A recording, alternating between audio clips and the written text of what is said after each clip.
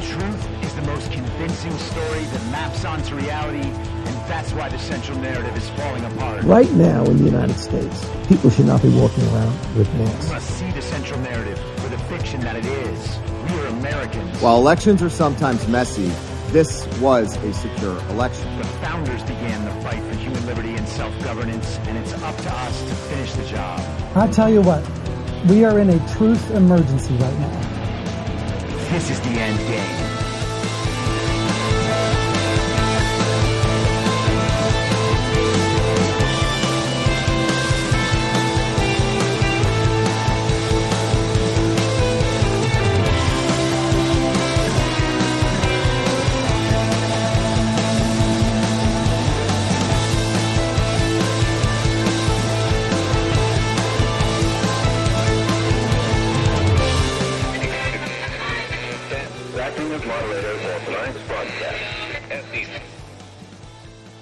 It's Friday, May 31st, 2024, the 1227th day of dystopia.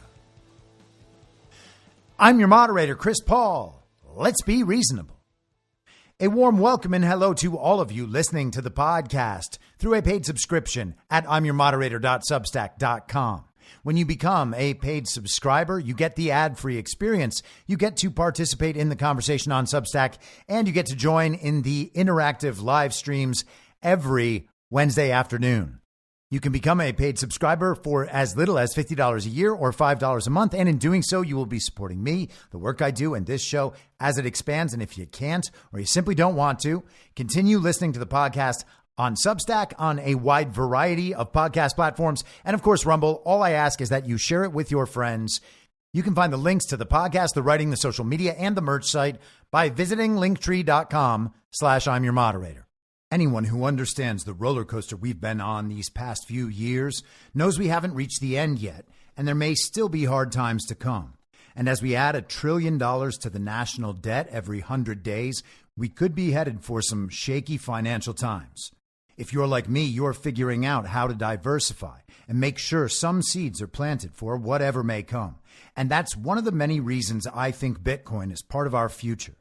But it's not only about money. Bitcoin looks to be a critical part of the next generation of technology, communications, energy, verification, and even national defense. I'd encourage everyone to do their research and do it now. And if you're convinced of the likelihood that Bitcoin is an essential part of our future, then you'll need an on-ramp. I recommend River. River empowers you to grow your portfolio without any unwanted surprises and eliminates third-party custodians, putting you in control of your assets. Open an account with no minimum purchase requirement. You can get your Bitcoin journey started with just $1. Visit partner.river.com/reasonable to create your River account today. That's partner.river.com/reasonable. Now, I know that many of you out there understand the need to diversify assets, or maybe you're looking to protect your retirement savings, but you're not quite there yet on Bitcoin, and you feel better about precious metals. I get that too. I think going in multiple directions is wise, and I do that myself. And when it comes to buying precious metals, you want to be working with a good company, and that's why I've partnered with Goldco. Goldco is a 6-time Inc. 5000 winner, 2022 Company of the Year, and they've helped people like you and me place over $2 billion in gold and silver. And I have gotten silver from Goldco. And right now they're offering my supporters up to $10,000 in bonus silver while supplies last. Don't pass this offer up. Go to reasonablegold.com now. This is your opportunity to protect you and your family from an out-of-control government before it's too late. So don't wait a second longer. Take action today. Click on the link in the podcast notes or go to reasonablegold.com now and get your free gold kit, your free IRA kit. You'll be glad you did. So now is the part of the show where I say, all right, guys, it is a dark day in American history. I don't know what we're going to do now. It was bad before, but now it's so much worse. We should all be scared. We should all hold hands. We should all say, oh, I never thought it would happen here. But yeah, you did. Or at least we did. Or at least I did. We've been talking about this now for 4 years on this show, and I'm sure that many of you were far ahead of me back in 2020, so you've been talking about stuff like this for years, or maybe even decades.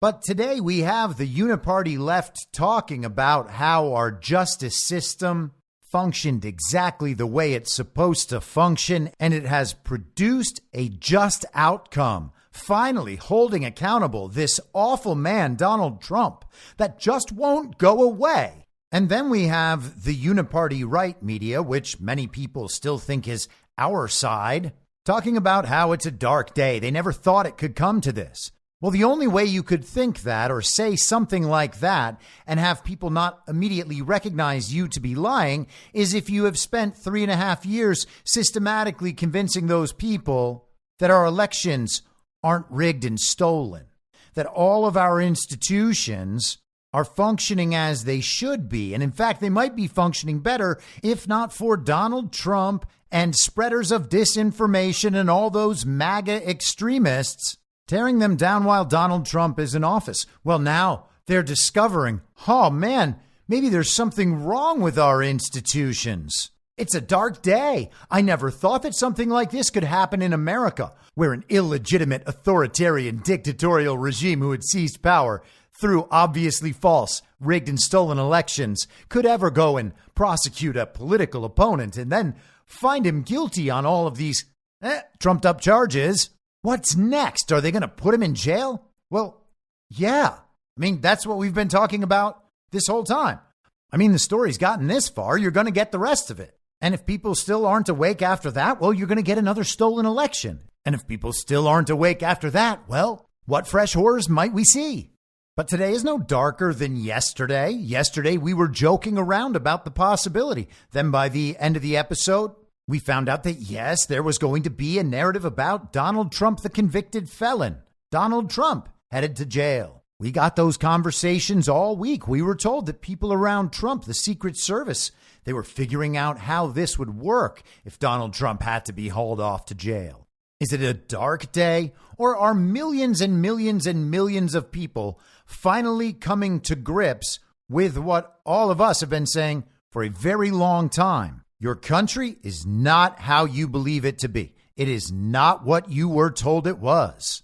You do, in fact, have to reckon with the total illegitimacy of our system, top to bottom. Trump came out and spoke today. We're going to get to some more of that later, but I want to just frame the conversation with this short clip. This is a case where if they can do this to me, they can do this to anyone. That's how his speech began, and that's the point of this. People have to understand that their government is not of, by, and for the people. It does not exist to protect you. It exists on behalf of foreign entities to control you.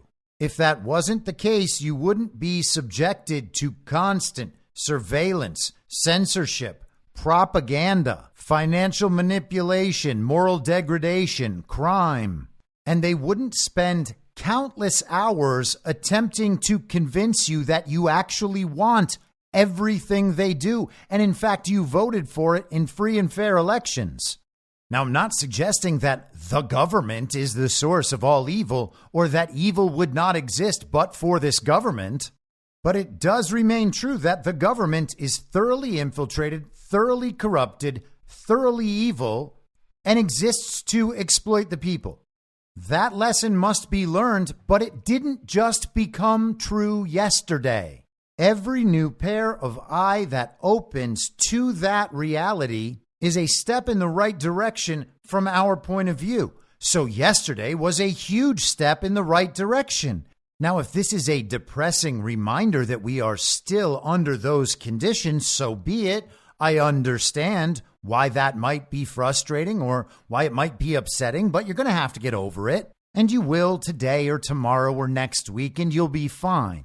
People are claiming that we need to be extra patient and extra sensitive with the people just coming to this realization. And to that I say, no, we don't.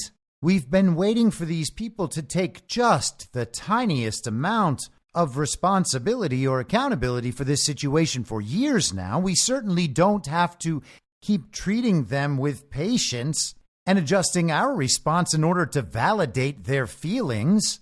And I'm not saying that you should be a jerk to your wife or your husband or your cousin or whatever. I'm saying that you should not reflect back to them their own fear and confusion. You should simply stand in the truth you know and say, yeah, Kami, this is what I've been trying to tell you for years. What did you think it meant when people were being censored and locked up for their political opinions? And I know you didn't agree with the things that they were saying. And at the time you thought they were saying very dangerous things. And that's why you were promoting the obvious violation of their human rights and constitutional rights. Congratulations on now figuring out that something like that could happen. I think maybe some people kind of understand where we are, but maybe it wasn't just right up in their faces the same way it used to be. Maybe they've just come to terms with it in some sort of way. This was just one of those little jolts, a reminder that maybe this problem is something more complicated than we can fix by just hitting different parts of an iPad screen attached to a black box once every couple of years. And I get that. This whole period is kind of about figuring out how to be comfortable walking by faith rather than by sight. There's that old adage about Cortez when he reached the New World, commanding his men to burn their ships behind them so that there would be no way back. This is where we are right now. Everything behind us is gone. We go this direction and we make it work. This is the process of burning those boats. Maybe the gravity of the situation is just hitting you. Maybe you're having second thoughts. Maybe you think you just can't go any further. That's why you burn the boats. You commit, you understand. There are no outs. There is only one way forward. But a lot of people already burned their boats before yesterday, before today. A lot of people have anticipated these moments for a long time and they've prepared for them. It's a good reminder that we have to be prepared for undesirable outcomes with our physical circumstances, the supplies we need to get through a time of crisis, but also our emotional preparedness. We need to examine the options in front of us and take them seriously, even when they're things we don't want or things we think are unlikely. This is why we spend so much time on potential possibilities and why we try to root things in sound logic based only on that which we know to be true as a product of pure reason, not because we've seen enough evidence through media channels or because an expert told us. It is the difference between saying there is no evidence of widespread election fraud enough to have overturned the outcome and saying, actually, there is no evidence anywhere that Joe Biden received 81 million real lawful American votes. Consider the set of people who believe the one claim versus the other claim. Which one of those sets of people is prepared for the situation we find ourselves in? A lot of people are out there calling this a dark day. I'm not going to do it because we've already seen darker days. I had a dark day when I found myself banned from social media platforms for saying things I knew to be true in front of people with a whole lot of influence. That was a pretty dark day. It was a pretty dark day when the TV told me that Joe Biden had won the election, when everyone could see that it was stolen right out in the open. Trump literally told us on the night of the election what was going to happen. There were dark days throughout 2021 and throughout 2022. But we are seeing the same playbook that has been run by this regime over and over and over again in country after country after country. There's never much question about what's coming in the future. It's just a matter of whether or not there is a force powerful enough to stop it. And the force committed to stopping it just grew in a major way yesterday.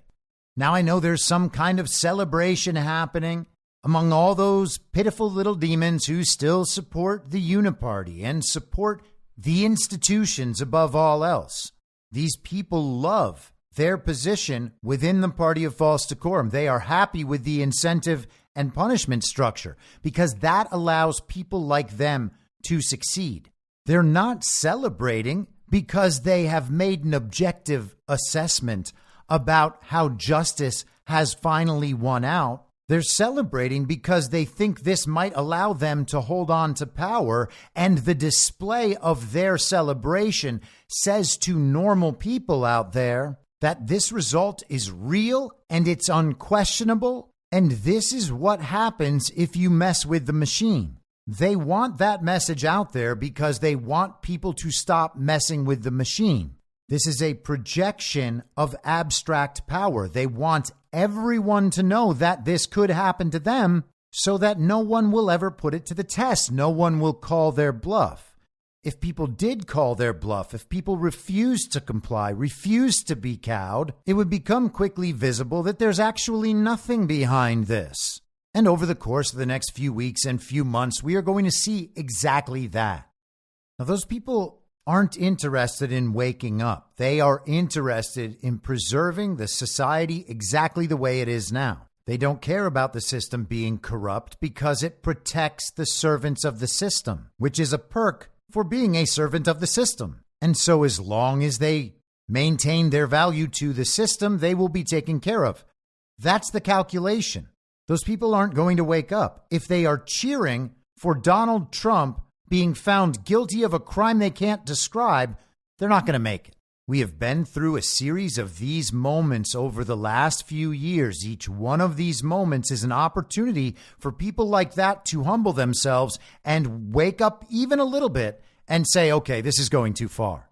Each time we go through one of these sifting moments, people choose whether or not to double down, whether or not to continue in that direction. And many people have chosen to continue. Each and every time they do that, the chances that they are going to somehow have a revelation, wake up and make it out of that decrease.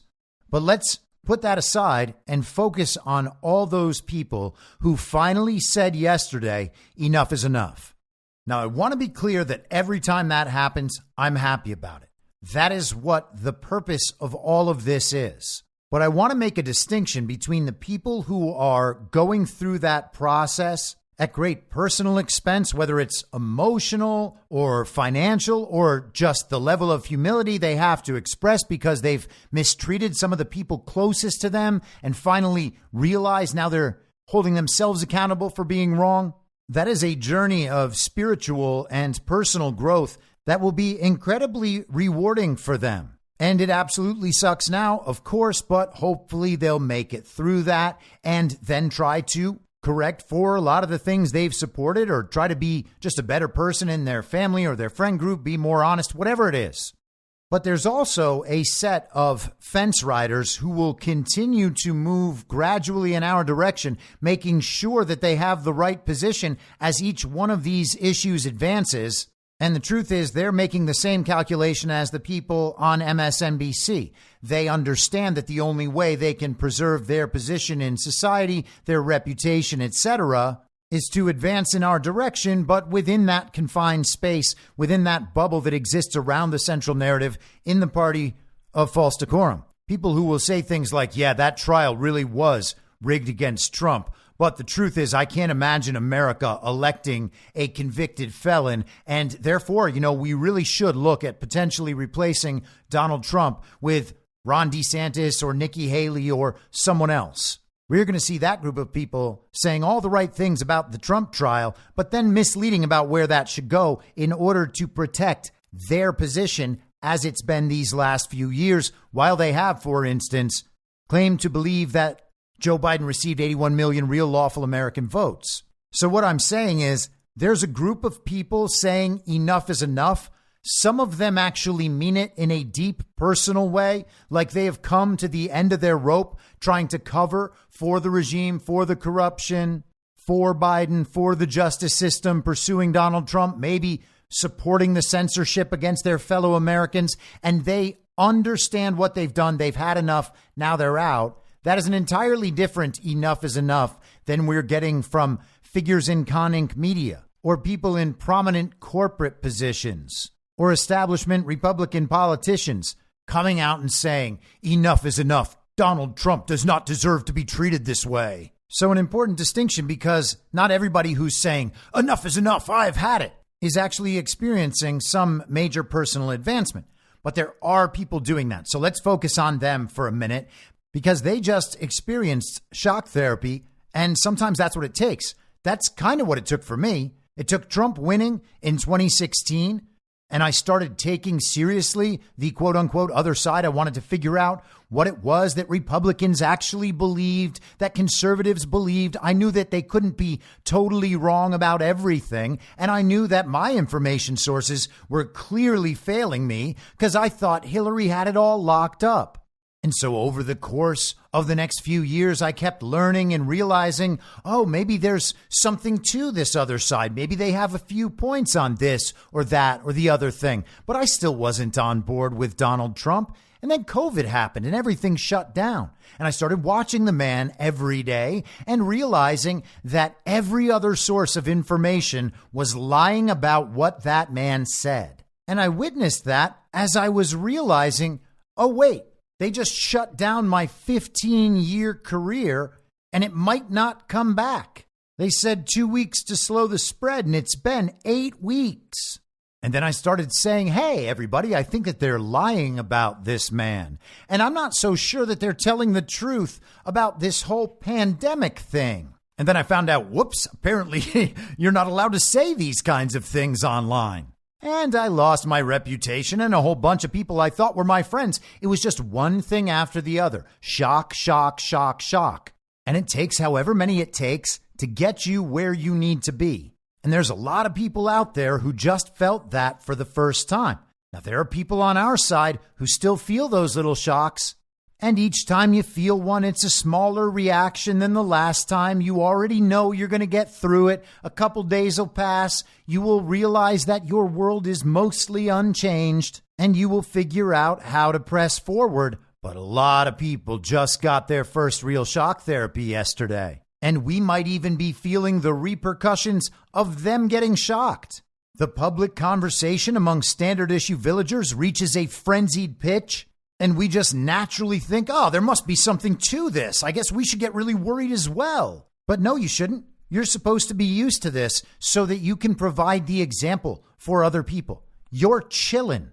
You are as strong a Trump supporter as there is, and you're chillin'. Why? Because we expected this now for years. We already saw the dark day. We don't need to call each new example a dark day. The whole point is to provide a path out of the emotional abuse inflicted by this information warfare, which means you don't engage in the frenzy, because the frenzy is the desired reaction from the regime, and you don't give that to them. We need to get to the point where the things they do have virtually no effect, and we just continue to march forward.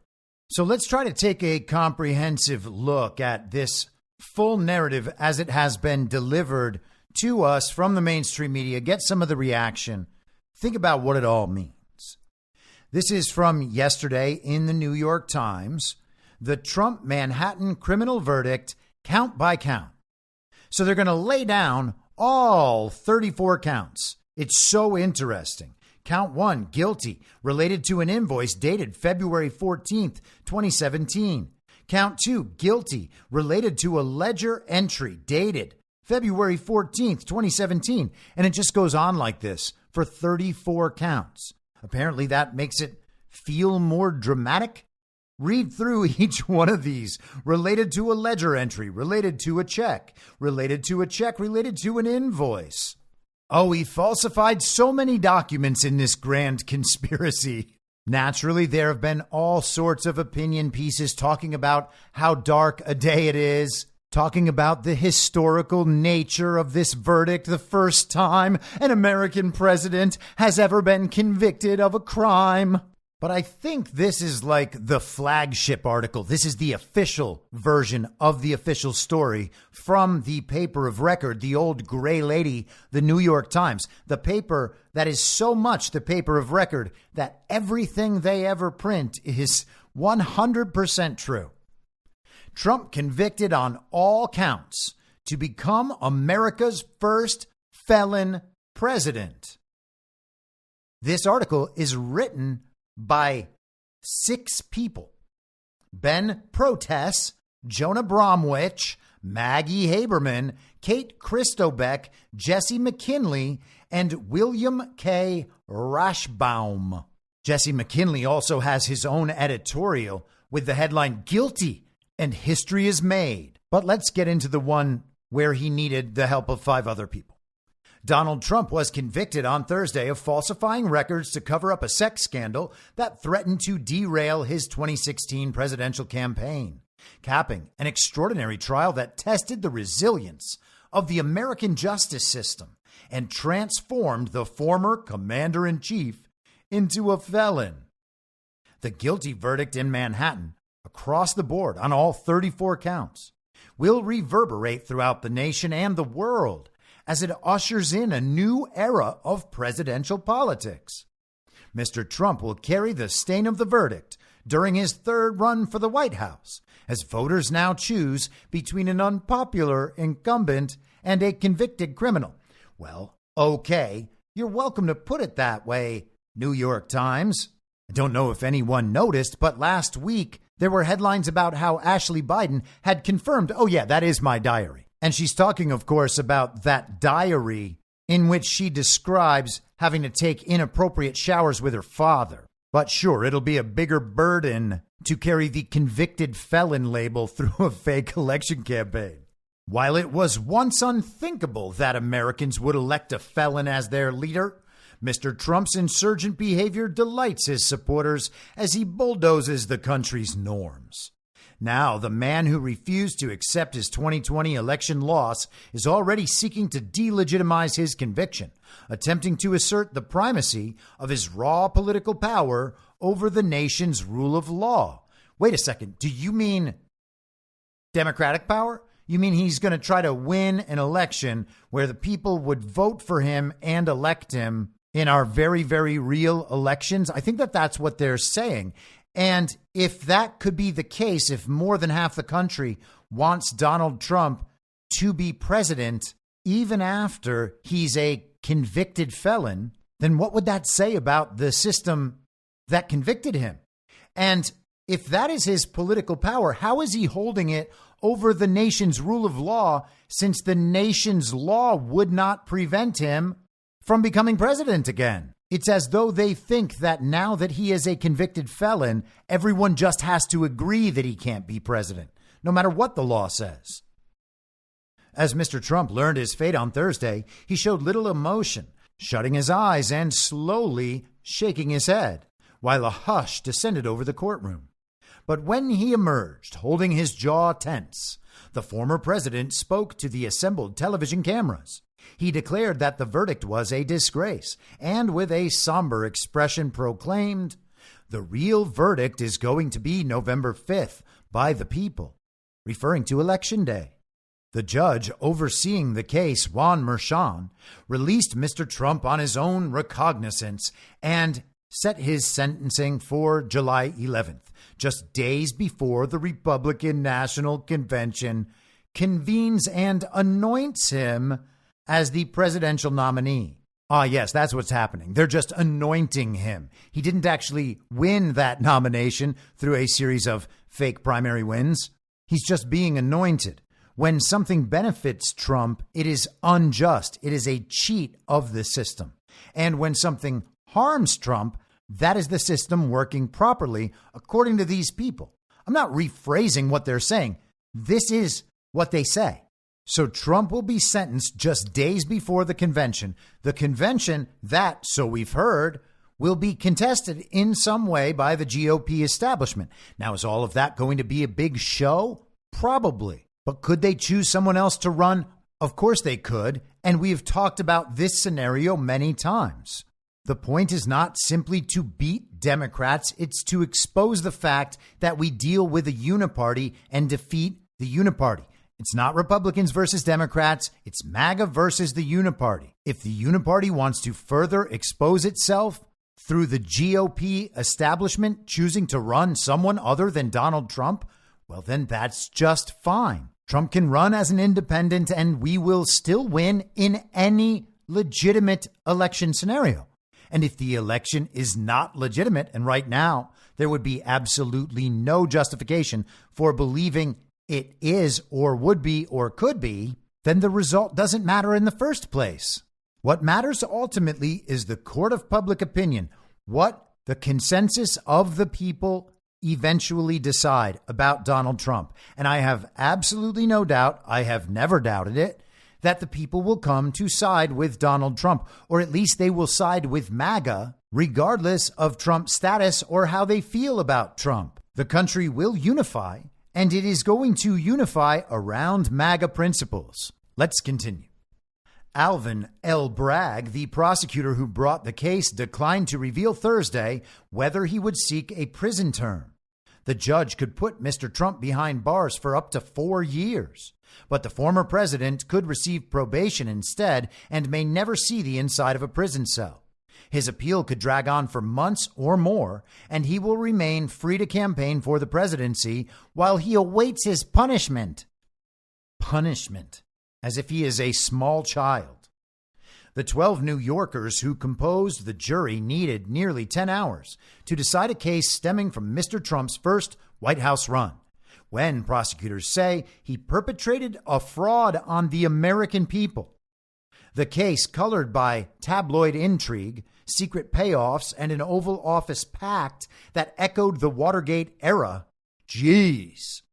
spotlighted months of scheming that begot a hush money payment to a porn star and a plot to falsify documents to bury all trace of that deal. They are taking quite a few liberties with the truth there. Guilty, the jury foreman declared into a microphone 34 times, one for each false record, before he and his fellow jurors, whose names were withheld from the public for their safety, filed out of the lower Manhattan courtroom. Over weeks of testimony, the jury had met a varied cast of characters, including a tabloid maestro, a campaign spokeswoman, and the porn star, Stormy Daniels. Their testimony built up to an epic showdown between the men at the heart of the case. Mr. Trump, a real estate mogul turned reality television impresario who exported his smash-mouth instincts to presidential politics, and the star witness against him, Michael D. Cohen, the do-anything fixer whose loyalty he lost. Ah, yes, Donald Trump lost the loyalty of Michael Cohen, the man who admitted to actually stealing from Trump in this trial. This article is actually quite long. By all means, read it if you want. I wanted to give you a flavor of how the official story was being presented. Here is the end of that article. Mr. Blanche argued that Mr. Trump had signed the checks without paying them much mind, and that Mr. Cohen was responsible for the invoices. But the prosecution highlighted evidence that portrayed Mr. Trump as a micromanager who would never miss that sort of detail, including Mr. Trump's own books, which contained a chapter called How to Pinch Pennies, and the advice, quote, always question invoices. So that means he's guilty, you see. The criminal conviction capped a brutal stretch of legal defeats for Mr. Trump in New York. He started the year in a federal courthouse where a jury found him liable for defaming the writer E. Jean Carroll when he claimed he hadn't sexually abused her, and ordered him to pay her more than $80 million. So for claiming that he didn't sexually abuse a woman who he did not sexually abuse, he owes that woman $80 million. Yeah, there's no way we could have seen this conviction coming. That wasn't a dark day when the court said, yes, Donald Trump sexually abused this woman who claims everyone sexually abuses her and has no memory whatsoever of when this sexual abuse occurred. And oh yeah, he owes $80 million for saying that he didn't do those things to that crazy lady. Could have never seen this coming. Oh yeah, and then there was that whole time where in another New York court, they decided that Donald Trump owed $500 million for signing off on estimates of his properties created by his accountants to be included in loan applications to banks where the banks had the duty to assess the properties themselves. The loans were granted, the loans were paid back at profit, and all the properties have gone up in value, but Trump owes $500 million for that. Yeah, I could have never seen this guilty verdict coming. It is totally a dark day. While those cases delivered devastating personal financial blows, only Mr. Bragg's trial could send the former president to prison and America into an era of uncertainty. This is long from over, Mr. Trump declared on Thursday, minutes after his conviction. And it's hilarious. At the end of that New York Times article, it lists another 2 writers as having contributed to that article. Now, here's the part where you hear some of the reaction from the communists. So if this is going to trigger you, steel yourself and prepare for the incoming shock therapy. Here is Alvin Bragg. From a fundamental civic duty, their service is literally the cornerstone of our judicial system. We should all be thankful for the careful attention that this jury paid to the evidence and the law and their time and commitment over these past several weeks. 12 everyday New Yorkers, and of course our alternates, heard testimony from 22 witnesses, including former and current employees of the defendant, media executives, book publishers, custodians of records, and others. They reviewed call logs, text messages, and emails. They heard recordings. They saw checks and invoices, bank statements, and calendar appointments. This type of white-collar prosecution is core to what we do at the Manhattan District Attorney's Office. In the 1930s, District Attorney Thomas Dewey ushered in the era of the modern, independent professional prosecutor. For now nearly 90 years, dedicated professionals in this office have built upon that fine tradition. A major part of our practice during that nearly 90 years has been public integrity work, including cases involving jurists, local and state electeds, public servants, and others. I want to thank this phenomenal prosecution team, embodying the finest traditions.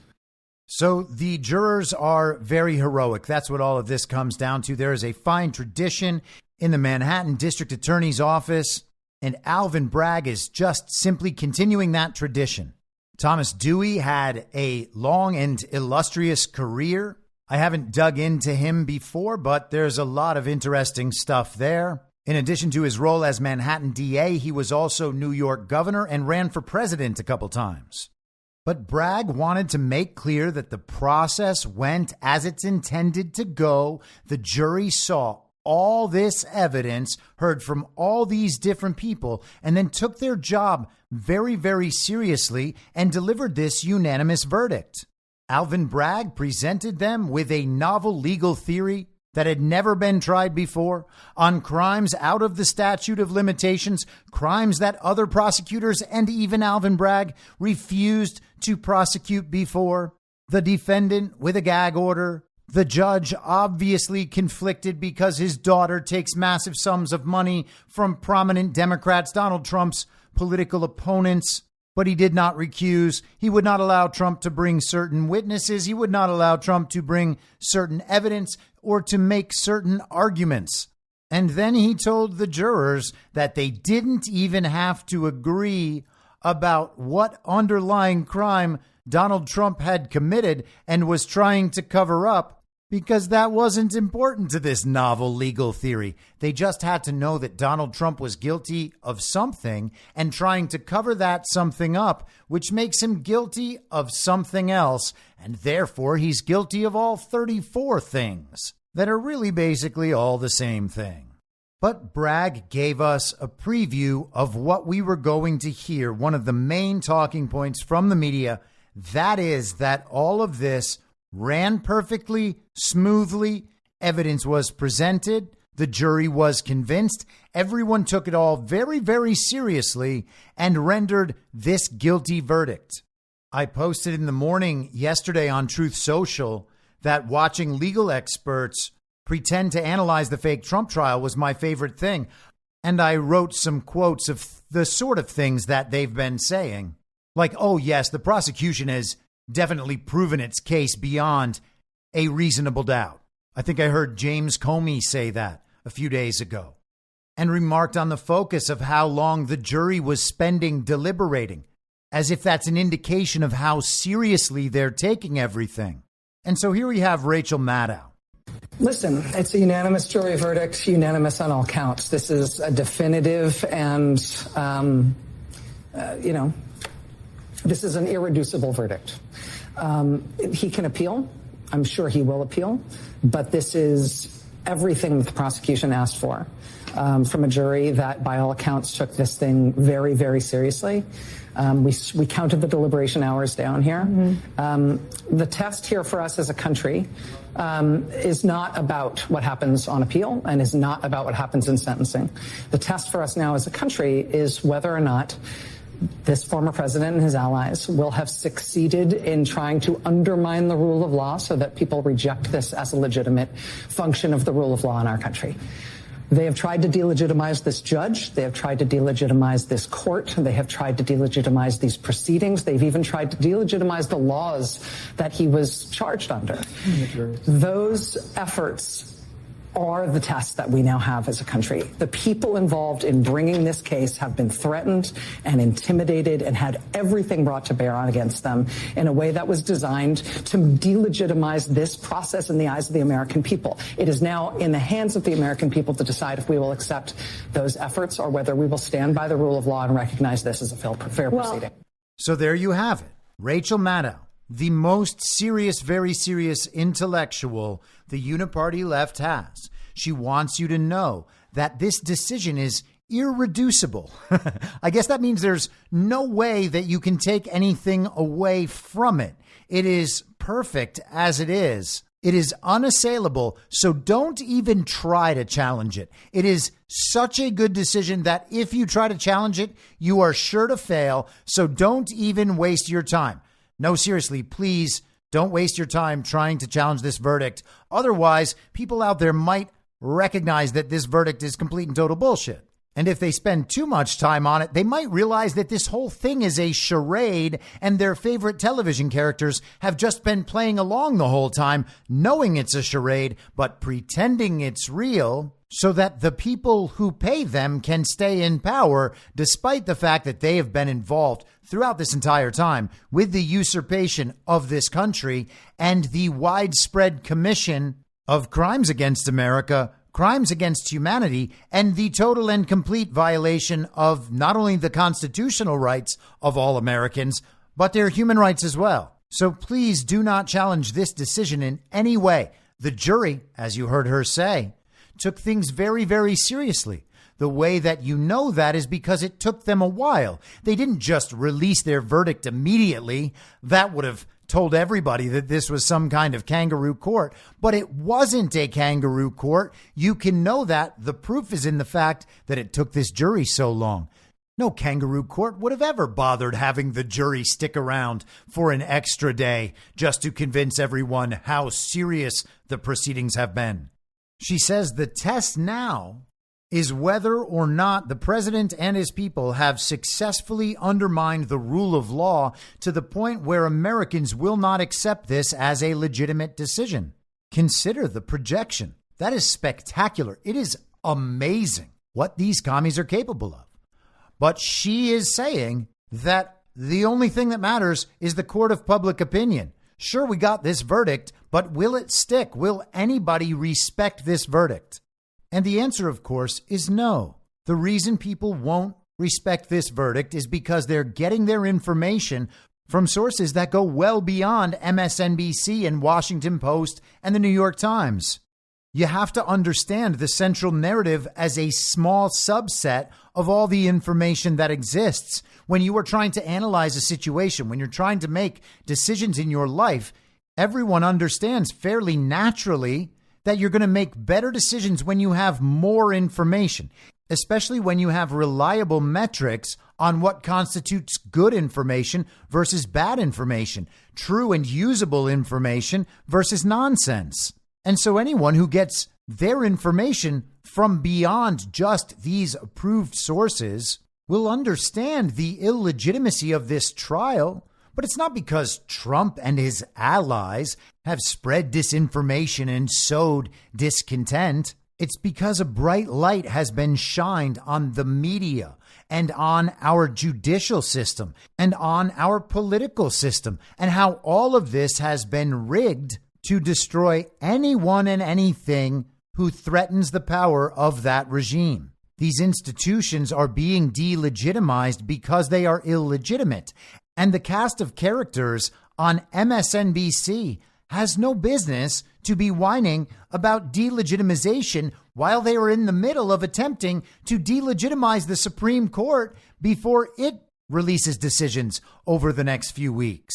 These people are currently engaged in an information operation to delegitimize the Supreme Court right now, and they will have no problem switching their position 180 degrees just a few weeks from now. They don't care at all that the central narrative is self-refuting and doesn't make any sense. It's not required to make sense or be consistent. The only purpose is to have everyone repeating the same things at the same time until that issue goes away and they begin repeating the same things at the same time about something else. An obvious miscarriage of justice on trumped-up charges is the system proving its legitimacy, while the Supreme Court using all of its judges to hand down a decision that these same people don't like is proof of the system's illegitimacy. And then they claim that Trump supporters are the ones who only say the system is legitimate when it benefits them. No, we're the ones here saying the system is clearly not legitimate at all. Check out this corrupt old communist on MSNBC. Political focus group. You know, in politics, Joe knows this, you know this. You get a dozen people, you set them aside from the rest of the country. You fill them with all the facts. You give them all the information that's relevant to the discussion, and then they give you a verdict about what they think about the candidates. This was a focus group. Aside from the legal factors, it was a focus group of people who got for 21 days all the facts, unmitigated truth of what was going on in this matter, in this case. And they came out with a judgment in a matter of 9 or 10 hours. And so it's really important that a country where 3/5 of the country don't get the news, they don't get the Philadelphia Inquirer, they don't read the Washington Post, the New York Times, the other big papers, they don't get the news. They say things like, well, I didn't hear, TikTok didn't really cover the trial. What? Or I hear that Joe Biden couldn't recite the alphabet. What? This never happened. This stuff never happens to most people. This time, we had a focus group, had all the facts, all the equal facts. So the jury was a political focus group. They were all given the right set of facts, the equal facts. These are the real, pure, true facts, and they rendered a decision. You see, this is what the country would actually be like if everyone was given nothing but all of the real, true facts.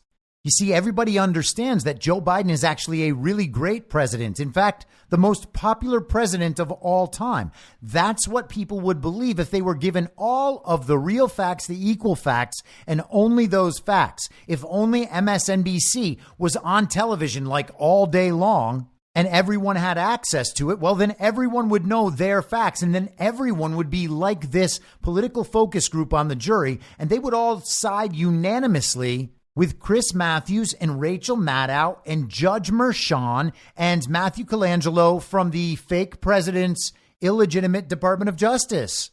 That wasn't a kangaroo court. That wasn't a show trial. That judge was fair. There was no bias whatsoever. This was not a targeted political persecution and prosecution. Absolutely all of this was above board, and the whole country would be like this if only people were able to get the pure, true, equal facts all the time.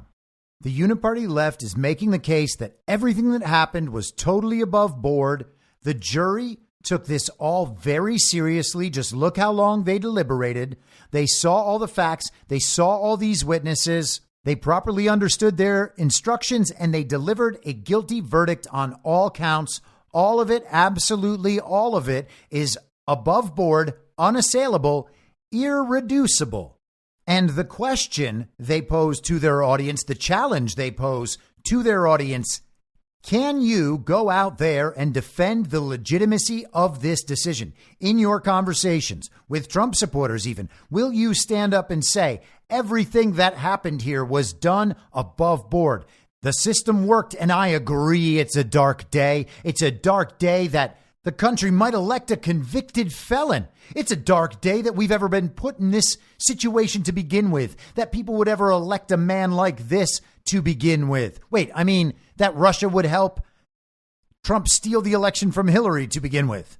The uniparty left says the system worked perfectly. It's a dark day. I hope we can move forward from here. Well, what does the uniparty right say?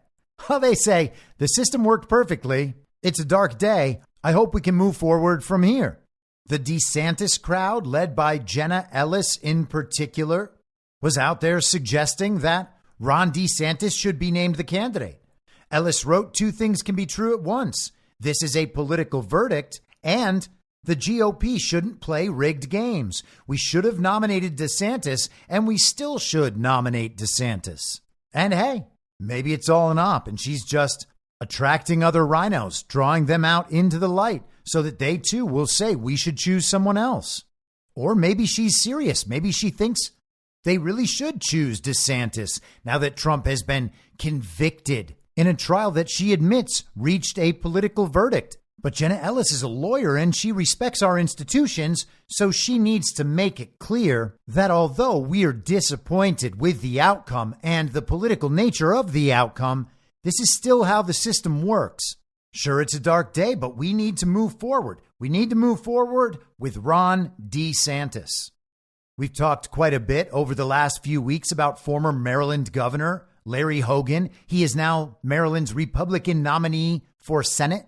Maryland, you see, has very, very legitimate elections. He weighed in on the verdict last night. He said, regardless of the result, I urge all Americans to respect the verdict and the legal process. At this dangerously divided moment in our history, all leaders, regardless of party, must not pour fuel on the fire with more toxic partisanship. We must reaffirm what has made this nation great, the rule of law. Now that's the sort of Republican you know is going to stand up for American values, conservative values, the values of each and every sovereign individual of the state of Maryland who he represents. Regardless of the verdict, you have to support the system because the system is good. This is the system working. And yes, it's a dark day, but we have to move forward. That's the Never Trump side. That is what you would expect from the Never Trump side, but you also get it from the MAGA-friendly, undercover Never Trump side with people who understand that their image is totally broken apart if they are just overt rhinos willingly supporting this obviously corrupted system. So they need to find a niche where they can be edgy without claiming that the system itself is the problem and that the system itself is illegitimate because, of course, they depend on the system. CNN made sure to publicize some of these statements by some of these figures. Right-wing media figures vow revenge after Trump's conviction. And Oliver Darcy worries a great deal about everyone saying that we might be a banana republic now. No, we're not. There's no evidence of being a banana republic. These are baseless claims. You cannot prove beyond a reasonable doubt that we are a banana republic. Therefore, everything is above board. And yes, it's a dark day, but we've got to move forward. Let's see what Matt Walsh has to say. Well, Matt Walsh took a break from producing trans content 24 hours a day, 7 days a week. And Matt Walsh, with his edgy flannel shirts and beard, suggests that Donald Trump should make and publish a list of 10 high-ranking Democrat criminals who he will have arrested when he takes office. So you see, the system is just the system. What we're going to do is start directing all sorts of political prosecutions in the other direction, just because we're mad. That's fighting fire with fire. Just like how the way to solve election fraud that didn't happen is to vote really, really hard, doing whatever Scott Pressler says. You see, the system's okay. The system is not illegitimate. Yes, it's a dark day, but we have to move forward. And the best way to move forward is to show that we're really strong and courageous by typing out on the internet that everybody has to go arrest the Democrats now. You see, that's what it is. It's Republicans versus Democrats. We're going to turn this back around on Democrats. Very tough, very brave. That is the edgy normie take of yesterday. They have set the precedent that will allow all of this in the other direction, and that's what should happen right now. That should be our response, because this is very real. And if they're going to abuse the system, then we need to abuse that same system right back against them. And we will do that for sure in the future, so long as we actually preserve this system. And that is what we have to do. And don't get me wrong. I want to see all of those people held accountable to the fullest possible extent of the law. And it should be clear, as I've said many times, I believe these people are actually guilty of treason. But that does not mean that I think the proper response right now is to have attorneys general and district attorneys across the country file lawsuits against all of these political enemies. And when you see the same solution being proposed by a whole slew of figures who you understand are not true MAGA allies and have opposed Donald Trump and MAGA at virtually every turn over the last 9 years, you should immediately understand that solution as the desired strategy and outcome of the uniparty right. It sounds, and it's meant to sound, like they're ready to stand up and fight, but they aren't. They've been wrong about everything the entire time. Every time it matters, they are in the wrong position. They lead their audiences to make horrendous decisions. At no point have they stood up and accounted for the fact that they helped cover up the theft of our elections and the usurpation of this country. They have promoted the uniparty right agenda at every single turn. If they are proposing a solution, you should assume it's a bad one. And again, I do want to see all those people held accountable, but I definitely do not want that effort to be led by people who constantly oppose MAGA and their preferred officials. But let's get into some responses from people who are smarter than the cast of Daily Wire. Former ambassador, former DNI Rick Grinnell, who many people assume will have a large role in Trump's next term, reposted on X, formerly Twitter, a picture of George H.W. Bush, Barack Obama, George W. Bush, and Bill Clinton from End Wokeness, who said, 10 wars, 0 trials, enough said. Grinnell reposted that and wrote, the precedent is set. I fear the Democrats have unleashed chaos. And yes, they have. We have discussed many times that that is what all of this is about. And there was a great post last night on X, formerly Twitter, from an account called Twin Tower City, who said precedents established by President Trump. Presidents and former presidents can be impeached. Presidents and former presidents can be forced to reveal tax and business records. They can lose executive privilege. They can lose attorney-client privilege. They can be forced to release private phone records and text messages. They can have their homes raided by the FBI. They can be subpoenaed by partisan committees. They can be repeatedly indicted and arrested. They can lose their First Amendment right to free speech. They can lose their right to a jury trial. He says vice presidents no longer have the authority to question the validity of disputed electoral votes. He says the losing party no longer has authority to submit contingent electors when results are disputed.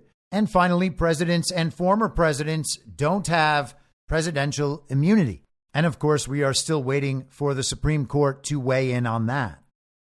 I think he's correct about all of that.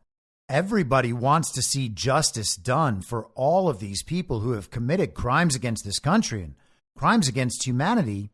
But in order to be able to do that in a way that doesn't create more problems than it solves, we need to reach some critical mass of public understanding about who has done what and what must be done about it, which means we need to understand in principle what all the various crimes are and what that means and how they can be prosecuted and how that process will go. Those precedents need to be set not only in the legal sense, but they need to be set in the public understanding so that when all of this is turned around, the proper conclusions can be reached. People will understand that the system is functioning properly. All of the various outs that the regime would have had as that process evolves will have been eliminated through this process. And what have they gained? What do they expect to gain? I posted about this earlier. What were the regime's desired reactions? Here's what I came up with. Maybe you have your own. Strike fear in the public and silence dissent. Create a reputational punishment paradigm for continuing to support Trump. And of course, by that I mean when people in your social circle, for instance, say things to you like, are you still going to support Trump now that he's a convicted felon? You're going to vote for a convicted felon for president? Oh, I think that's pretty irresponsible of you. These people are looking for a way to make it stop, to make their pain stop. They believe their pain is being caused by Donald Trump and it's being caused by you. They don't understand why their family members and their friends and former friends, why their coworkers continue to believe this terrible thing. Have they all gone crazy? Can't they see how awful Trump is? This time, for sure, they are going to see how awful Trump is. I'm going to tell them he's a convicted felon, and they're going to say, yeah, you're right. This is beyond the pale, and I can't support him anymore. That is what they want. And when you calmly say, oh, come on, Kami, you cannot possibly believe this is going to stop me from supporting Donald Trump, this makes me support him so much harder. Look how many more new people are coming to support him right now. They're trying to make it impossible to say all that without extreme social blowback. But they're not going to get that. So what else? They want to make it so that the public believes that a Donald Trump election victory is impossible. Everybody understands that the country is not going to elect a convicted felon. They'll try to see if they can sell that one. Because, as I often say, if elections are rigged and stolen, then they are only a battle of narratives. Will the public believe that the reported winner could have actually won? If the public believes that it's possible, that's enough. Will calling Trump a convicted felon for 5 months make it possible for the public to believe that Joe Biden, or whoever he's replaced with, could have actually won? Are they going to get that from this? I would say no. And perhaps they thought they could cause Trump to be seen as a non-viable candidate by the GOP establishment and elite, leading to a candidate swap at the convention. Maybe they'll try that. We discussed that earlier. Or maybe the establishment would believe that this gives them enough leverage to put a uniparty right candidate in as Trump's vice presidential running mate. Do you think that this trial achieved any of that for the regime? I would argue it got them none of that. They made zero progress toward any of those goals. They have made the system look more illegitimate than it did before, and they are clarifying in the minds of virtually everyone who the bad guys are. Elon Musk, who announced that he is going to host town halls on X, formerly Twitter, for Donald Trump and Robert F. Kennedy Jr., reposted a post on X, formerly Twitter, from an account called Geiger Capital that said the first felony conviction of a former U.S. president wasn't for the Iraq or Afghanistan wars, illegal CIA coups, drone striking weddings, or spying on Americans, and his post went on. But you get the picture. Elon responded, indeed, great damage was done today to the public's faith in the American legal system. If a former president can be criminally convicted over such a trivial matter motivated by politics rather than justice, then anyone is at risk of a similar fate. So that's clearly in line with Trump's sentiments earlier. Trump also posted this on Truth Social this morning. My bookkeeper called a legal expense on the tiny description line of the ledger a legal expense, openly paid to my lawyer, at that time a fully accredited one. I was not involved in that designation, but what else would you have called it? It was, in fact, a legal expense. That is the so-called crime. On top of that, I wasn't allowed by the judge to use in any form the standard reliance on counsel defense, advice of counsel. My lawyer at the time did virtually everything on the NDA, the non-disclosure agreement, and I assumed that what he did was correct. I did nothing wrong, and frankly, there was nothing done wrong. NDAs are standard, commonly used, and legal. MAGA 2024, witch hunt. If this can happen to me, it can happen to anyone. And I really do hope that some of the shock therapy is proving that to people who didn't believe it before. It wasn't enough to see their friends and family or the people they followed online get censored and banned from platforms. It wasn't enough to see their neighbors called domestic terrorists for telling the big lie or for showing up at their children's school board meetings. It wasn't enough to see the false flags like the very violent insurrection, the American Reichstag fire, and the rounding up of people who walked between the velvet ropes through the Capitol. Seeing the invasion of illegal aliens, that's not enough. Funding the fake foreign proxy wars, not enough. Being forced to participate unwillingly in medical experiments, that's not enough. I sincerely hope that some of them will begin to think, okay, if they can convict the president of totally made up crimes after doing all that other stuff, well, maybe they are the bad guys. Maybe I shouldn't support them anymore. Maybe they'll realize that people being targeted by this regime isn't actually a conspiracy theory. The formal response from the Republican Party, at least among our so-called elected officials in the illegitimate Congress, has been to call for testimony from Alvin Bragg. This is The Hill today. Jim Jordan demands Bragg testimony following Trump hush money guilty verdict. Jim Jordan said Friday he would demand testimony from Manhattan District Attorney Alvin Bragg and other top prosecutors who worked on former President Trump's hush money case. A post on the social platform X, formerly Twitter, from the Judiciary's Weaponization Subcommittee said Jordan would request an appearance from both Bragg and prosecutor Matthew Colangelo for a June 13th hearing on, quote, the unprecedented political prosecution of President Trump. The Hill says that Bragg's office did not immediately respond to a request for comment, but has resisted previous attempts from Jordan to seek his cooperation, including before charges were ever filed in the case. Bragg's team suggested at the time it was Jordan who was inappropriately interfering in the justice system. We will not be intimidated by attempts to undermine the justice process, nor will we let baseless accusations deter us from fairly applying the law, Bragg's office said last year. They noted that Jordan was first seeking information last year detailing the process that brought illegitimate Biden administration DOJ official Matthew Colangelo to the Manhattan District Attorney's office.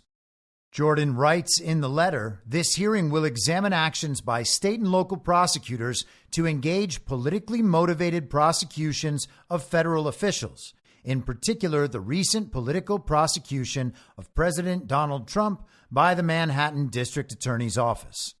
So maybe in 2 weeks we will get an episode where Alvin Bragg and Matthew Colangelo participate in what we, for whatever reason, call a congressional hearing. Hopefully Marjorie Taylor Greene will get to go another round with Jasmine Crockett and AOC. I'm sure it will help us achieve justice. Let's hear what the fake president had to say about all of this today. He came out to give a press conference. He talked about a whole range of issues. And of course, he had to make a statement about Donald Trump. Donald Trump was given every opportunity to defend himself. It was a state case, not a federal case. And it was heard by a jury of 12 citizens, 12 Americans, 12 people like you. Like millions of Americans who served on juries, this jury is chosen the same way every jury in America is chosen. It was a process that Donald Trump's attorney was part of. The jury heard 5 weeks of evidence, 5 weeks. And after careful deliberation, the jury reached a unanimous verdict. They found Donald Trump guilty on all 34 felony counts.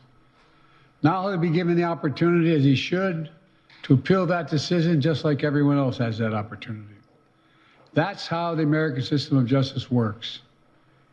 And it's reckless, it's dangerous, it's irresponsible for anyone to say this was rigged just because they don't like the verdict. Our justice system has endured for nearly 250 years.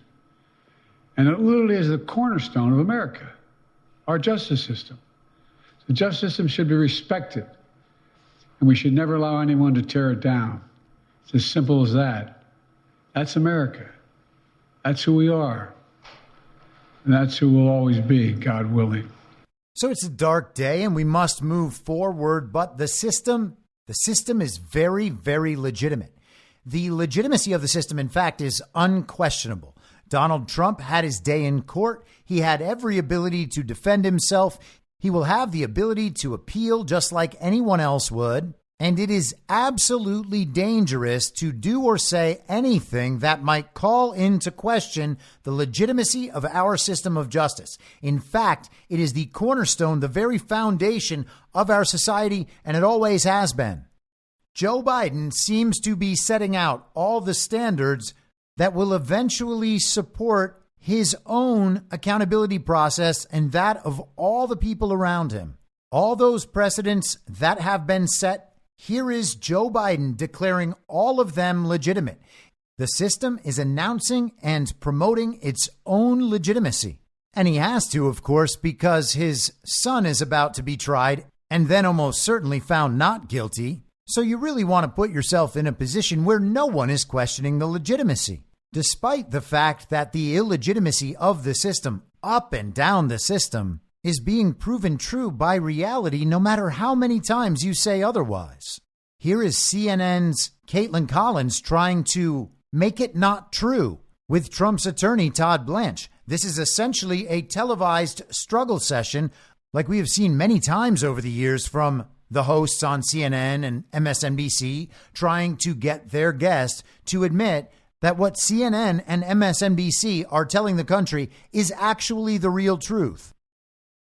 You disagree with the outcome, obviously, but do you accept that he did have his day in court and it was a jury of his peers that made this decision? No, not at all. Why not? No, I mean, look, I think, and this is nothing that we haven't said repeatedly. We were indicted for conduct that happened in 2015, 16, 17. In a jurisdiction that it was very hard for us to get a fair trial, Caitlin. I mean, and I know the district attorney has said repeatedly, said it today, this is a bread and butter case. We do this all the time.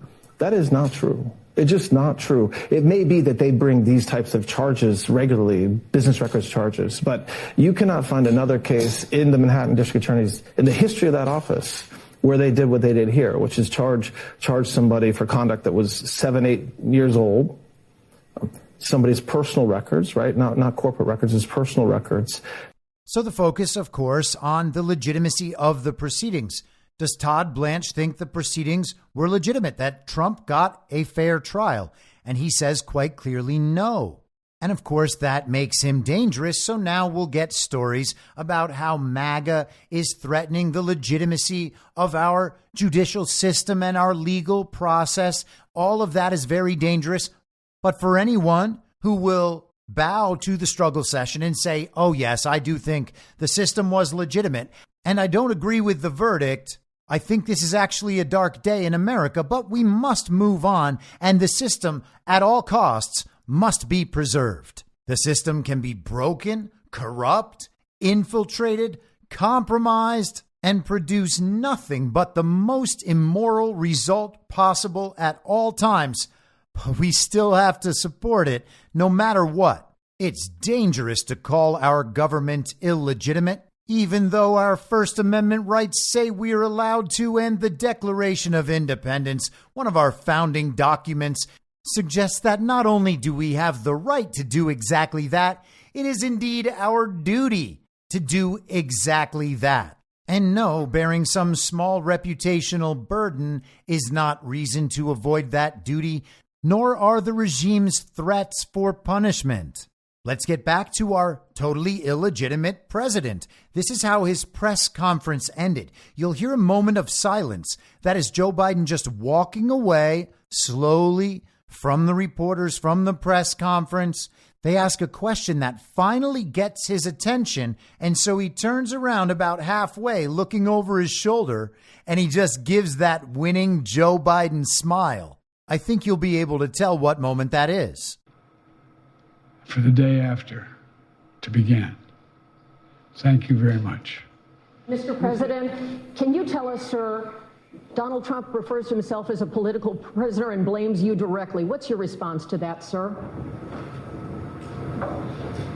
Do you think the conviction will have an impact on the campaign? We'd love to hear your thoughts, sir. Should he be on the ballot, sir? Donald Trump refers to himself as a political prisoner and blames you directly. What's your response? Turn halfway around, like you might actually answer the question, smile real big, and then keep shuffling away. So in Trump's speech today, he came out, he talked for about 30 some odd minutes, and he went through a lot of what he's been discussing in his appearances after leaving the courthouse each day. He'll mention some of the issues our country faces, the crime in these cities, the illegal alien invasion. Why aren't those crimes being prosecuted? Why aren't those issues being dealt with? Why is all the time and money being spent attempting to prosecute the quote unquote former president and interfering in a quote unquote election? Why are all of these abuses of the system required when Joe Biden was the most popular president in American history and he's doing such a great job? Trump went into examples of many of the various forms of corruption involved in this case, highlighting them for everyone. Once again, we discussed a bunch of those and how they've set precedents. We've seen issues like Merchan's refusal to recuse put up against Alito's refusal to recuse. We've seen him highlight advice of counsel. I think we will probably hear more in the future about the jury selection process. Trump also wondered aloud where all of the money funding these Democrat efforts is coming from. And I imagine we'll find out. He highlighted his massive funding haul over the last 24 hours. According to reports this morning, he had already pulled in $34.8 million. It has certainly gone up from there. We heard stories yesterday about how Trump's donation site had crashed due to overwhelming traffic.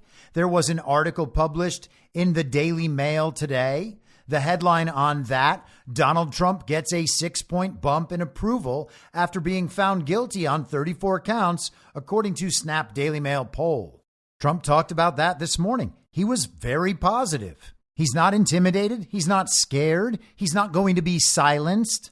Many of the articles covering Donald Trump's comments from yesterday point out that Trump said, buckle up, which is funny because on today's date in 2020, exactly 4 years ago, there was a post on an anonymous message board that people pay a lot of attention to that says in the post, buckle up. Here we go. And obviously, I know that's just a weird coincidence that 4 years ago, an anonymous account who virtually everybody understands is associated with Trump in some way posted buckle up. And now we have Trump spokeswoman Caroline Leavitt saying buckle up, pointing out the fact that Joe Biden and the rest of these communists had Donald Trump all tied up in this courtroom. But now he's going to go back and hit the campaign trail. And how's that going to look?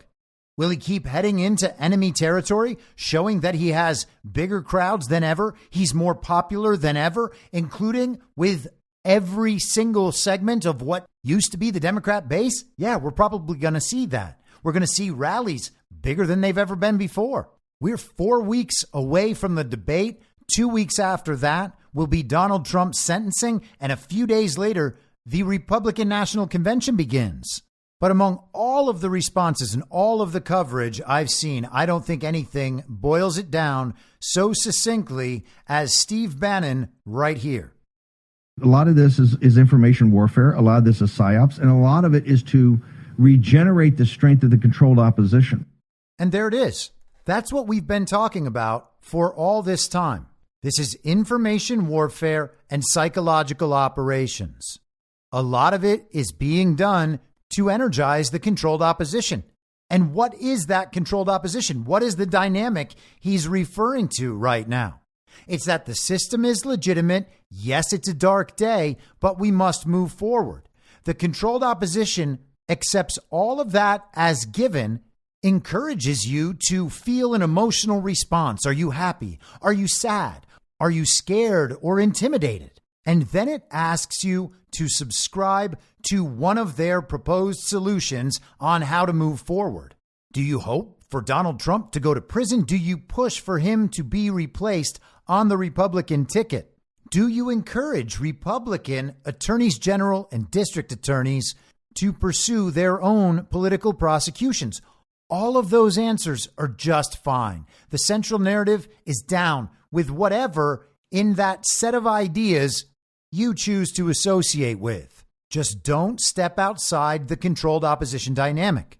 The controlled opposition dynamic is where the answer always is, which is why the regime and its uniparty and its media want everyone to affirm the legitimacy of the system and the reality of this result. If you accept the legitimacy of the system, they will offer you any brand of response you choose, and they will provide incentives for your compliance. They will also tell you what happens if you don't comply, what happens if you attempt to step outside that controlled opposition dynamic, and maybe get down to the actual truth, and maybe summon the courage to express it, and maybe even express it to other people who might then be convinced. I'm not uncovering some deep, dark secret. They tell you in their own words. The task now is to argue for the legitimacy of the system and make sure that Trump and his allies don't find a way to undercut this verdict to the point where people might choose to abandon that system completely, to come out and realize en masse that the entire thing is corrupted. We are getting closer and closer to that point, and we need to be at that point for when people are faced with the irrefutable fact that Joe Biden did not receive 81 million real lawful American votes. We continue to move closer to that point on the timeline and get people mentally and emotionally closer to the point of being able to accept it when that time arrives. And it sucks that it requires so much shock therapy. It shouldn't be this way, and we should do everything we can to make sure it never gets this way again. But for now, while it is necessary, we're going to have to find a way to be happy about it, because more eyes opened yesterday than have in a long time. The goal is the mass cultural awakening. It's always been that. With that, all these problems can be solved. Without it, virtually none of them can. If you want the process to end sooner, then the awakening must accelerate. And nothing accelerates the awakening more than these sorts of shocks to the system. Was yesterday a dark day? I mean, I guess maybe. It's a little disappointing that so many people fall for this stuff at all. I guess we can have that reaffirmed. But was it darker than the day before, or the day before that, or the day before that? Things are accelerating powerfully in our direction. Don't give these people an inch. Make them go crazy. Make them show who they are. Let them know that however much they convince themselves Trump and MAGA would finally go away if Trump was convicted, it's never, ever, ever going to happen. So buckle up, because there are quite a few more shocks to come. I'll be back on Monday at the same reasonable time on the same reasonable podcast network. I don't have a network. Masks and lockdowns don't work. They lied to you about a pandemic, and Joe Biden will never be president. In my mind, that's the end game. If you're listening to this episode for free, you can support me and support the show and the work I do by signing up for a paid subscription at imyourmoderator.substack.com. You can do so for as low as $50 a year or $5 a month. Comes out to under $0.25 per episode, and you'll blast right through the paywall for all of the writing. The merch store is www.cancelcouture.com, and you can find everything else by heading to Linktree. linktree.com/I'mYourModerator. And I'll see you soon out on the range.